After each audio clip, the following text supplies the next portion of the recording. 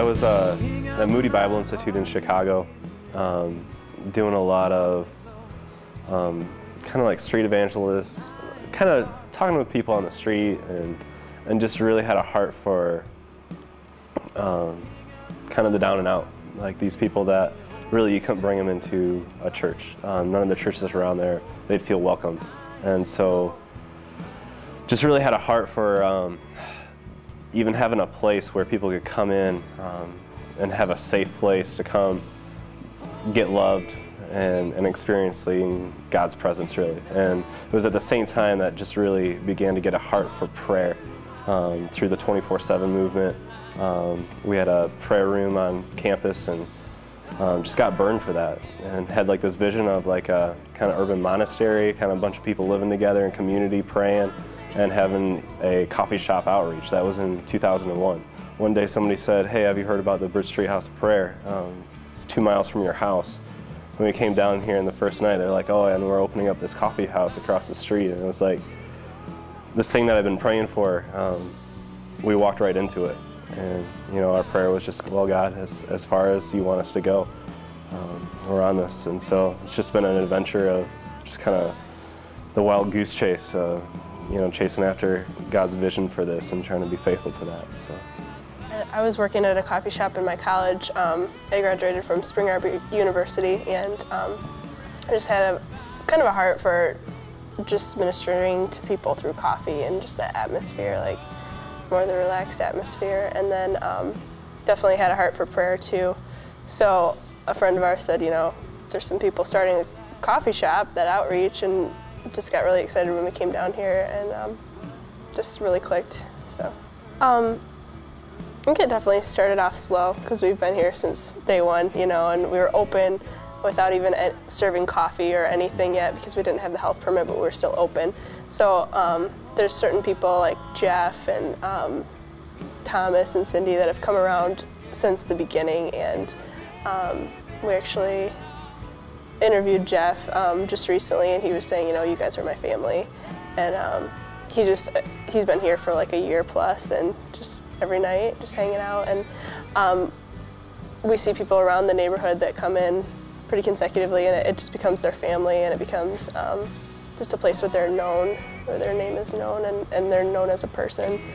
one of the things that we've really seen is that this is a place where as people come in, I mean, you see them just kind of open up over time, and it's just that consistency of just loving them. People come in and they say, "I leave changed every time," and just, I think that's the biggest way that, I mean, it's not any like big, huge, all of a sudden, instantaneous thing, but it's the gradual, just being faithful, you know, and being consistent, and yeah, like Laura was saying, just see that, just really, those relationships building, and that God's heart is just really being displayed there. The way that the Pavilion actually started was 30 days of prayer and fasting, and we actually have a journal from this time. And one of the things that, one of the words somebody got that they believe God said was that this is going to be like the widow's oil, where it'll be poured out and it'll be like coffee pots that never empty. And so one of the things that we absolutely believe is that God will provide, that it doesn't have to be through like, you know, just begging for coffee or anything. It'll be, we'll be out of coffee. We'll maybe have coffee for like a week, you know, or something like that. We see it dwindling, and so we'll pray. Every single time it's been provided for, whether it's right on like the day or like the next week that we're, you know, somebody will just randomly call, say, "Hey, I've got a case of coffee." There was one time where we're about ready to run out of coffee, and Ryan actually gets this text message from a guy he hasn't talked to in about a year and a half saying, "Hey, I've got a case of coffee. Do you guys want it?" And it's just like perfect timing. We've had, and that's just one thing that we believe and that we really share, and we want that to be a testimony of this place that God provides. We have a lot of people coming in here who are in need, and we want to invite them into a relationship with a provider.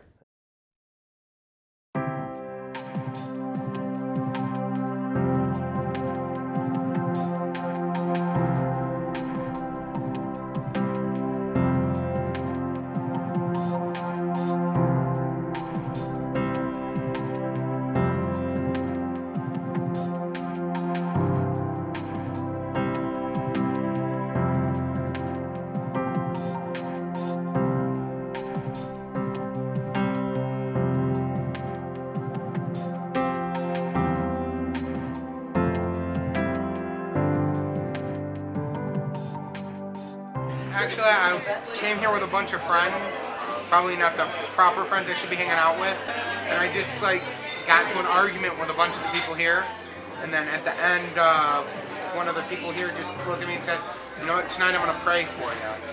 It just made me decide to keep coming back. You know, like these people actually care kind of about my life outside of, you know, the free coffee shop.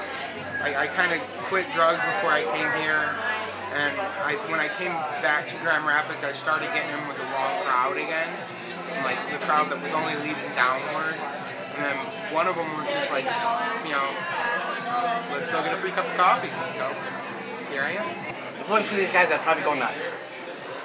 They kept me in check all these months. You know, it's been open for over a year and a half now, and I've been here ever since. I was the first customer here when they first opened up. Really? Yep. And I'm glad they're here. I'm glad I have some place to come and be peaceful. And not deal with all the drama out there in the world. Like my roommates and other things like that. They're always constantly drunk, and I don't have to deal with that. I come here to relax. I come here to listen to music, to pray, to be on a computer, or just associate with people. And that's what it's good for. I'm glad they're here for me. For all of us. Wow. Yeah. We all deserve a place to call our own. Yeah. And as long as God is alive, we are here together. I love them, and I love everyone else here. Thank you for being my friends.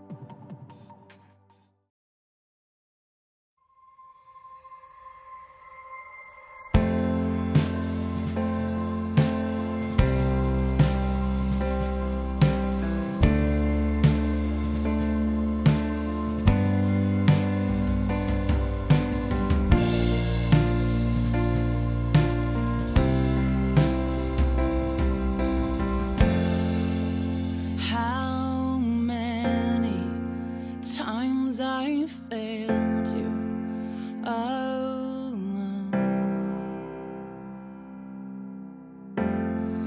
when you were reaching